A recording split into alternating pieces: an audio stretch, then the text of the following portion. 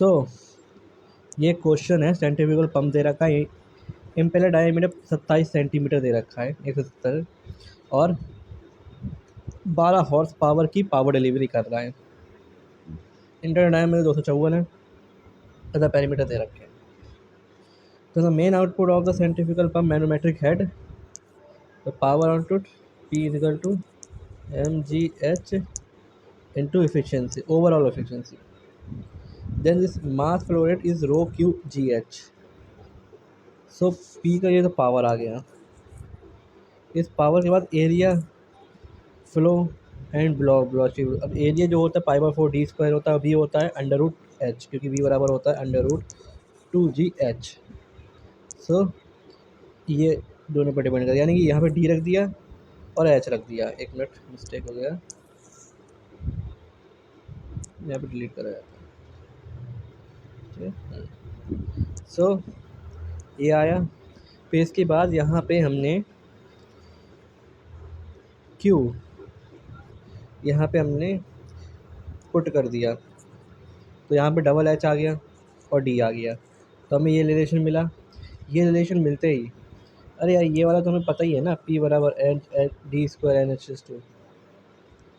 तो similar P बराबर क्या होता है, पावर बराबर प्रियांशु NQ d5, यहाँ पे NQ d5, क्योंकि यहाँ D का स्क्वायर कर दिया, पावर आ गया। मतलब यहाँ पे प्रेशर जो है वो डायामीटर के टर्म में आ गया, n d P² N² Priyanshu NQ DQ। यार ये तो है, सही है। चलो कोफिशिएंट P बराबर जो होता है PU बराबर H 3/2 होता है, ये होता है P बराबर H/3। तो यहाँ पे अपना ठीक है, यहाँ पे अपने डायमीटर के टर्म में निकाला, ठीक है। तो इसका सबसे इम्पोर्टेंट चीज़ क्या है, रीजन क्या है लेने का, मिस्टेक करो। तो सबसे इम्पोर्टेंट चीज़ है यहाँ पे सारा का सारा टर्म N और D में निकाल दिया, क्योंकि यहाँ पे हॉर्स पावर दे रखा 12 हॉर्स पावर, कोई मतलब नहीं था इसका। 127 डायमीटर, पहला इनलेट डायमीटर, और the change in impeller diameter, तो इसका अदर पैरामीटर कांस्टेंट रख दिए। तो प्रेशर और डायमीटर के बीच में चेंजेस पूछा गया है, बस आगे आते हैं। अगर सर्कुलर डायमीटर दे रखा है, लेंथ दे रखा है, laminar flow friction factor estimate 0.05, तो फ्रिक्शन फैक्टर ये गिवन है, रेनॉल्ड नंबर ये निकालना है 64/0.05, क्योंकि फ्रिक्शन फैक्टर दे रखा है। ऑब्वियसली यहाँ पे रेनॉल्ड नंबर आ जाएगा, हमें इसकी कोई ज़रूरत नहीं है, केवल हमें ये फॉर्मूला पता होना चाहिए और हम निकाल देंगे आराम से।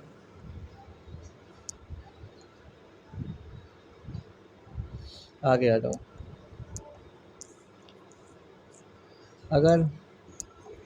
अगर an open tank filled with 20 metre, ठीक है, और what is the velocity of water flow at outlet on the base of the tank. तो सिंपल सा क्वेश्चन है यार, ये बराबर अंडर रूट 2gh होता है, जबकि टैंक से ऊपर गिरा है तो नीचे गिरेगा। अब ये देखते हैं, स्पेसिफिक स्पीड पता करनी है जब maximum efficiency which of the following turbine is preferred. Specific speeding value, मतलब स्पेसिफिक स्पीड तो बहुत कम है, लो है, तो भाई साहब पेल्टन तो आएगा ही आएगा, लेकिन स्पेसिफिक स्पीड बहुत कम है। फॉर मैक्सिमम एफिशिएंसी, चलो चेक करते हैं। Non dimensional specific speed n लिखा, पी रूट रो GH की पावर 5/4, यानी कि जनरली हम इसको ऐसे लिखते हैं, कैसे, एन रूट पी H की पावर 5/4 फॉर टर्बाइन। लेकिन यहाँ पे G आ गया, जैसे यहाँ G आया तो मैं इसके बाहर रूट रो लगाना पड़ेगा। ये जो पूरा एक अगर इस पे वो भी देख लिया जाए, अगर मैं तुम्हें जो दिखाऊं तो मैकेनिकल कैप्सूल की बात कर ली जाए,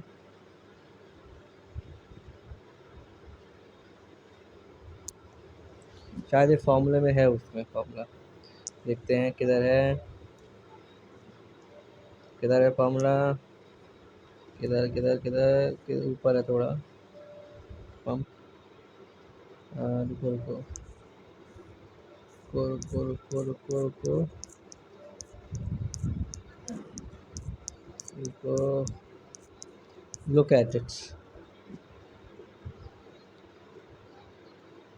नॉन डायमेंशनल लेस मतलब डायमेंशन लेस पैरामीटर। तो ये तो अपना हो गया स्पेसिफिक स्पीड, ये कहाँ गया, एन पी, पी वाला कहाँ, ये तो जी वाला हो गया। डायमेंशनल पैरामीटर और मॉडल फॉर प्रिपरेशन। अगर हम यहाँ पे एन पी के लिए लिखें तो एन पी, शायद यहाँ एन पी के लिए नहीं लिखा है, look at, there are no body here to written with the n Ps. चलो हम इसको थोड़ा सा देखेंगे बाद में, ठीक है। तो एन अंडर रूट पी रो जी, जी पावर। अब यहाँ से इनने एच बटे 4 को बाहर ले लिया, बाकी ये ध्यान ये लिया, और नॉन एम्प्टी वैल्यू, ठीक है, नॉन डायमेंशनल के लिए ये, ठीक है।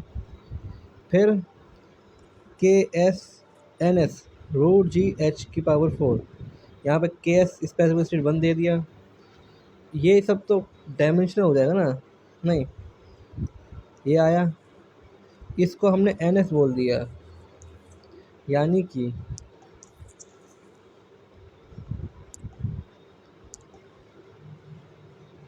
ये तो अपना एन एस हो गया स्पेसिफिक स्पीड, ये एक्स्ट्रा वर्ड आया, ये जो नॉन डायमेंशनल है, non dimensional,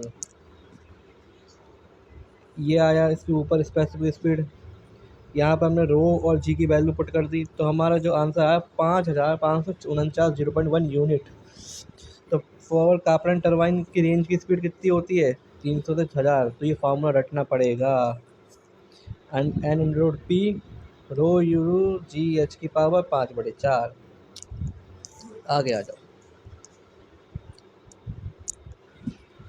for the experiment is conducted for a 1 metre cube 10 metre पर second, free stream specific static pressure इतना, local pressure local static pressure 108, what is the pressure coefficient.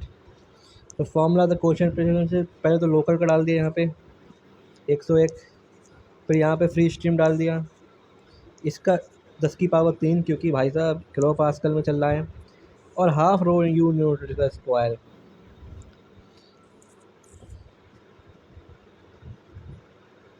तो इसका कुल मिला के इसका जो सी पी है, मतलब what is the pressure coefficient, तो वो अपना आ जाएगा this.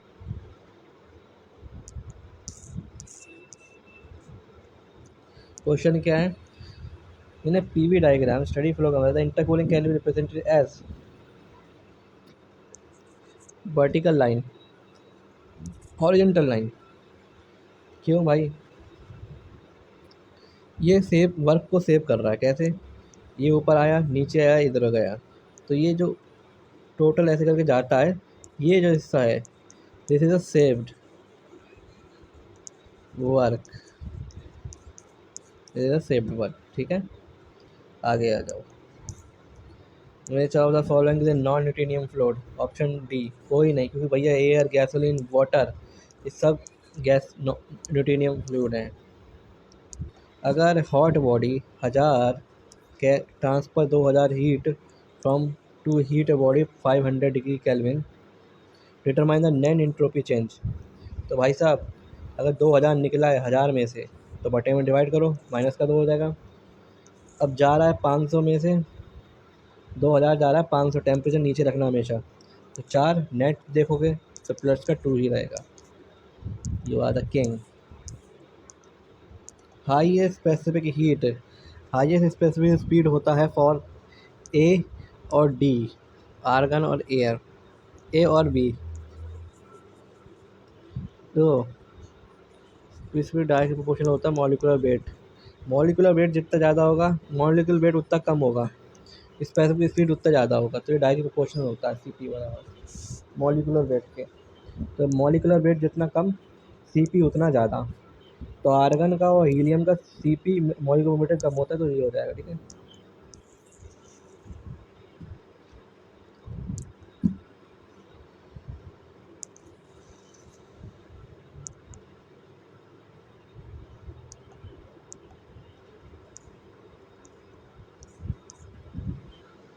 Which of the following determine the variation of saturation pressure with temperature along with phase boundary? Option D, Claus-Caliper equation।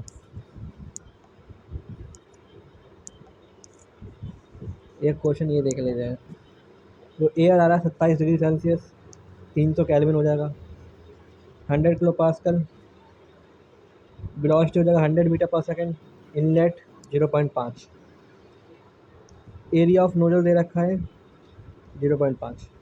और इधर mass flow rate, mass flow rate क्या होता है भैया? रो ए बी या फिर रो क्यू, यही तो होता है। और से ज़्यादा क्या हो जाएगा? तो चूँकि हमें P1 दे रखा है तो डेंसिटी निकाल लेंगे भाई साहब। डेंसिटी पता होनी चाहिए क्योंकि depend on the density, pressure वैसा सब दे रखा है।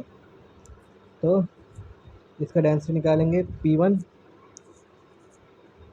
पर आर 0.8287 टेम्परेचर, तो 1 पॉइंट समथिंग आएगा और इसी को पुट करके आंसर आ जाएगा 58.07। अच्छा क्वेश्चन था। Critical point 22.06 mega pascal.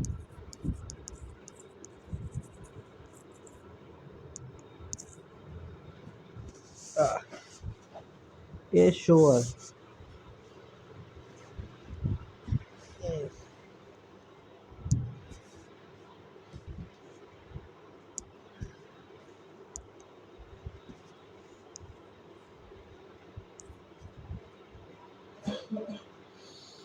In a shower mix water, ठीक है,